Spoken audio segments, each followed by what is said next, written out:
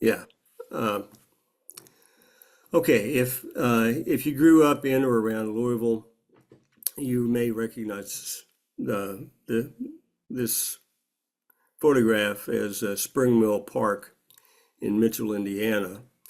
It's about halfway between here in Louisville and Indianapolis, a little bit west of I-65, about an hour's drive from Louisville. Um, Spring Mill was built in 1817 to as a business, really, to serve as a mill for the local farming community to grind corn into cornmeal.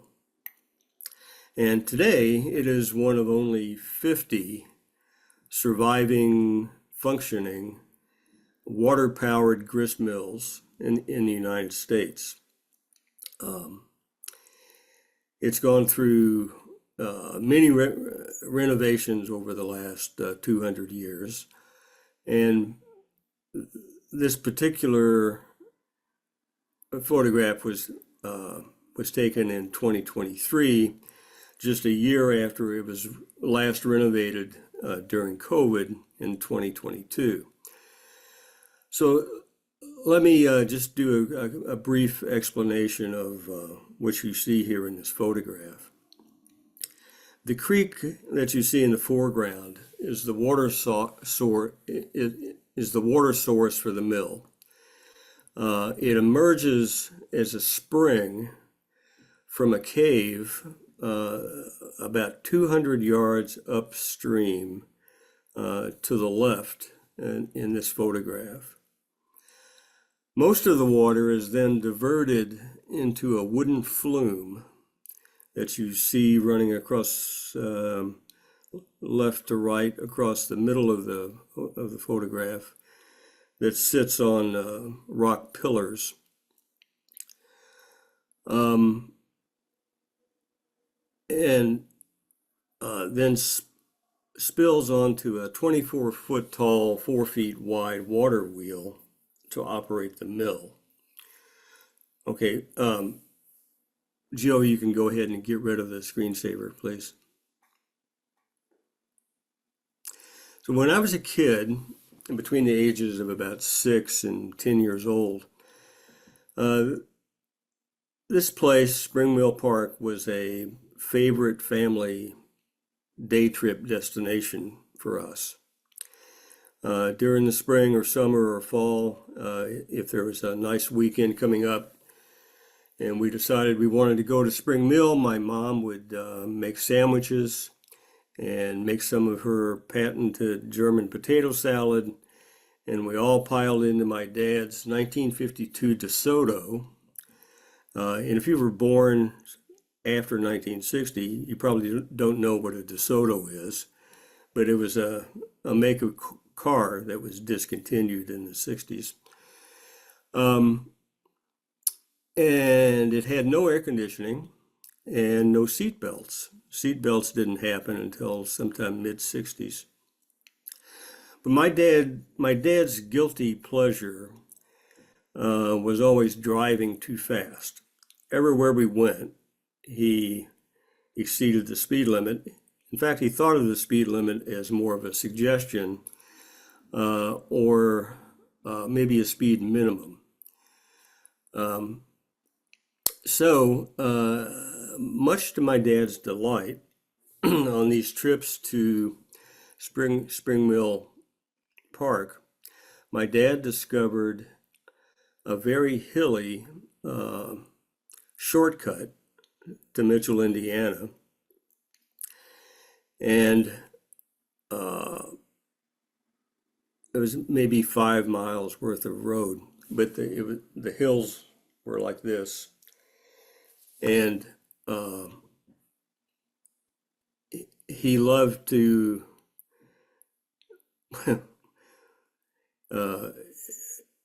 get the DeSoto up to about 65 miles an hour and almost get it airborne. And what I remember about the trips up to well, half the fun was getting there. And what I remember most about those trips that my dad would have a sort of a determined smirk on his face and a white knuckle grip on the steering wheel. And my mom in the passenger seat, screaming at the top of her lungs at the crest of every hill. And me in the back seat, holding my hands up like this to keep from hitting the roof, and laughing uncontrollably. That was getting there. And once we arrived, the excitement of the road turned into a different kind of euphoria. Even at that tender age, I knew that I wanted to be either a scientist or an engineer, even though I had no clue what that really entailed. But I was fascinated by technology and understanding how things work. The energy created by the flow and weight of falling water on that water wheel at Spring Mill was transmitted from the circumference of the wheel into the hub by a massive 30-inch diameter, 8-sided wooden axle that then extended from there through the wall of the mill house. And then once you went inside of the mill house, for me, it was all very magical. There were wooden and steel gears and levers turning and spinning to concentrate the power of the water wheel and change the direction of forces necessary to move the incredibly heavy 4,000-pound millstones that were capable of producing 360 pounds per hour of cornmeal. It actually it produced enough power. It was equivalent to a 75 horsepower engine. After the mill house, we would find a picnic table in the shade and have lunch. And then I was left to wander by myself in the woods. And this was the place where I really grew to appreciate nature and cultivate a love for trees and birds and flowers. And on really hot days, I remember standing under that leaky wooden flume and allowing cool creek water to drip on my head and run down my face like tears. But these were not tears of pain or sadness, but tears of joy and tears of happiness. And before leaving the park and heading home, we would always stop at the Millhouse store, and my mom would buy bags of cornmeal that were packaged in white cloth bags tied together by red thread. And when we got home, Mom would drag out her heavy black cast iron molds shaped like long cigars.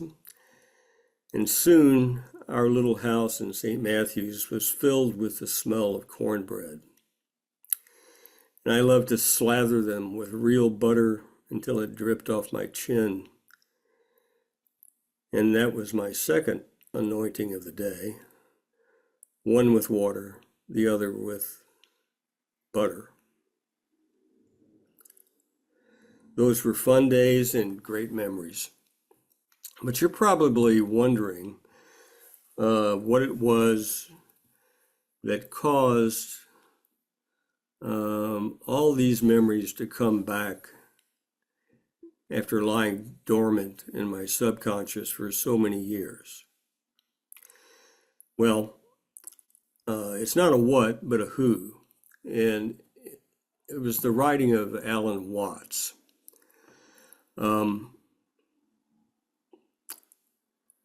I'd heard of Alan Watts, and people tend to put him in one of two categories, either slightly kooky kind of a guy or a genius. And for whatever reason, I had put him in the slightly kooky category, and I had never read anything by Alan Watts up until a couple of months ago. But he was born in England, came to the United States in 1938, attended Seabury Western Seminary, was ordained and served as an Episcopal priest for 10 years, and then moved to California to study and teach Eastern religions, Hinduism, Buddhism, and Taoism. So 2 months ago, I ran across a compilation of his writing in a book called Become What You Are. And I was intrigued by the title, and I quickly discovered that in this little book, it was just full of hidden gems. There's been a lot of books over the years that I've read more than once, but never had I finished a book and then immediately read it again. This time with pens and highlighters in hand, but that's exactly what I did with Become What You Are. Read it twice back to back. And the chapter that really caught my attention was titled Walking on the Wheel. And it's only a page and a half long, but packed with meaning and truth. It was then that all those memories came rushing back to me, because that little boy at Spring Mill Park 70 plus years ago I had imagined myself to do exactly that, to keep my balance walking on the top of the water wheel at Spring Mill.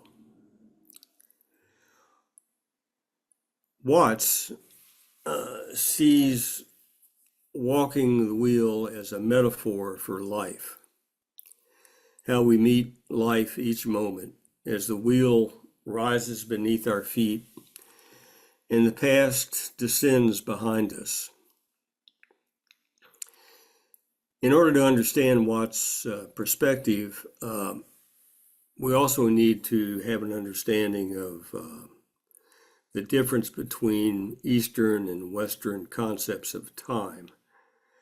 In the in the Western culture, time tends to be linear.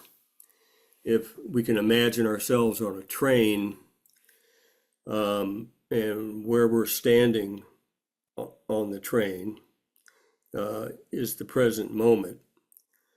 And as the train moves into the future, the past trails off behind us, and we attempt to create our own destiny as we move into the future.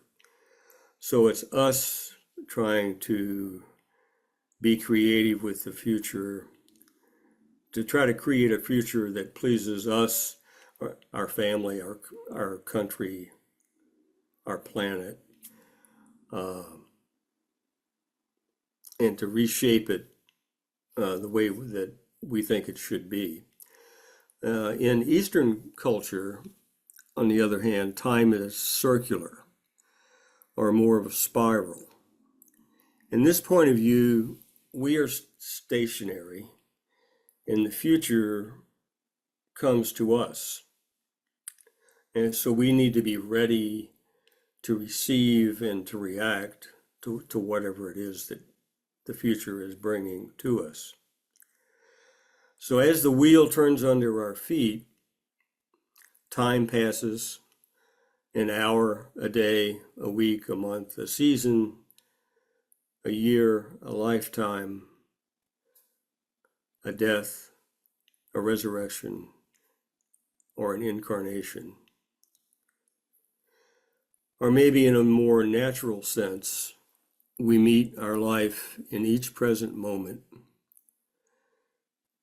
with each moment being a heartbeat or the blink of an eye or a breath. So Watts maintains that every fundamental principle of life can be expressed in two opposite ways. Some say to attain the highest wisdom, we must be still and calm and immovable. Others say that we must move as life moves, never stopping for a moment. And so if life is music, the first type are the listeners. The listeners are the ones who are like a mirror that reflects but holds nothing, refuses nothing. They receive but do not keep. The second type are the dancers, keeping pace with the tempo of life, flowing like clouds, responding to the breath of wind. And oddly, both of these points of view are true. We can be still and reflect on events as they pass through the present moment, and we can keep moving to meet whatever life is bringing to us next. We move at the pace of our life, but to an observer, we appear to be standing still. Walking the wheel is indeed a perfect metaphor for our life. But now there's no water to power the wheel like there is at Spring Mill. Watts does not envision a water wheel, but a Dharma wheel, which is a common symbol in Buddhism. I hope you can see this okay, but this is a typical Dharma wheel. If you look at the vertical and horizontal axis, or the shape of a cross, those four nodes on the outside of the wheel represent the Four Noble Truths, and then there's 8 spokes that represent the Eightfold Path, and then the most important part of the Dharma wheel is the center axle. The axle is your practice, and as you can see, it's broken up into 3 spiraling sections: the Buddha, the Dharma, and the Sangha. So when we sit in meditation, we're sitting with our own Buddha nature.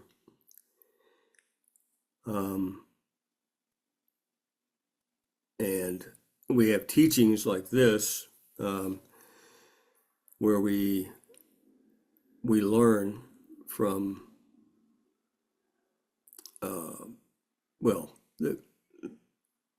the Buddhist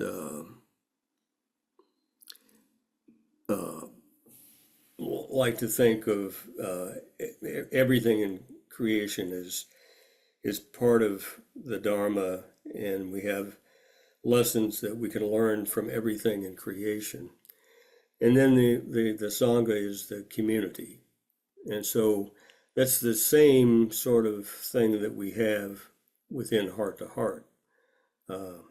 We have a meditation piece, a teaching piece, and a community piece.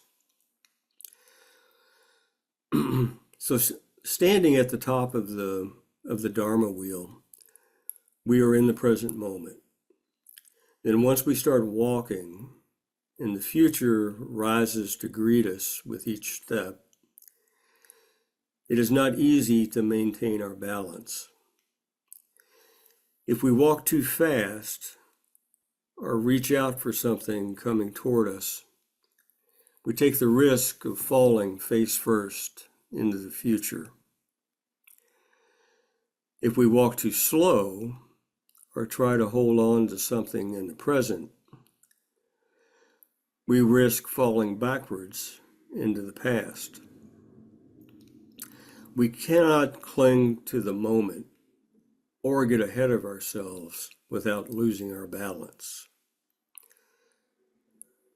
In all the Eastern religions, the Hindu Brahmin, Chinese Chan, and Japanese Zen Buddhism, and the Tao Te Ching, they are all essentially instruction manuals for maintaining our balance on the wheel of life. The very first line of the Tao Te Ching goes like this: the Tao that can be told is not the eternal Tao. The name that can be named is not the eternal name. So the Tao, otherwise known as the way or the path, or really our life, cannot be told and cannot be named because it must be lived. It must be experienced, since every living being is unique and different. The Dharma, or what the Buddhists like to call the 10,000 things, which is a Buddhist code for everything in the universe, that are our teachers. Finally, the Dharma wheel revolves around our practice. The central axle is the still point, where there is no apparent movement up or down or left or right. It carries the power and strength of our life and our practice. Zen Buddhism even acknowledges the symbolism of the millstone. In Zen gardens that were built between the 13th and 16th century in Kyoto, Japan, they often repurpose hand-powered millstones as stepping stones to remind practitioners that their own exterior shell or their hardness of heart can only be worn away through meditation practice. It's a little bit similar, it seems to me, to the icon that we use in Heart to Heart, of the light on the edge of the cosmic egg that we allow to drop down to the crucible of the heart at the center of our being to find the real power of divine presence and our true self.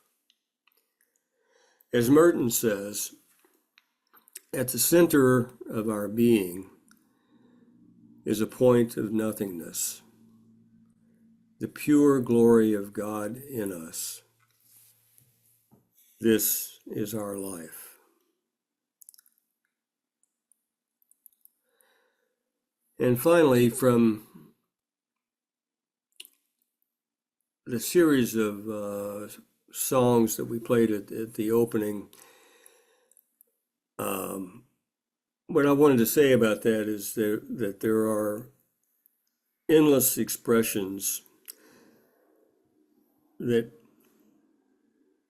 that can be made of one song.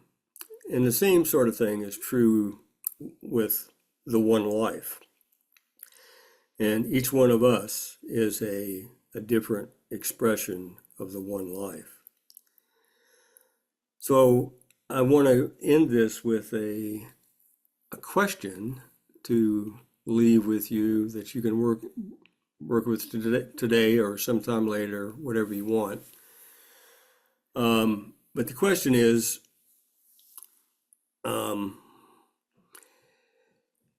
from down by the old mill stream where I first met you, who or what did you first meet on the Dharma wheel of life that changed your heart? Who or what did you first meet on the Dharma wheel of life that changed your heart?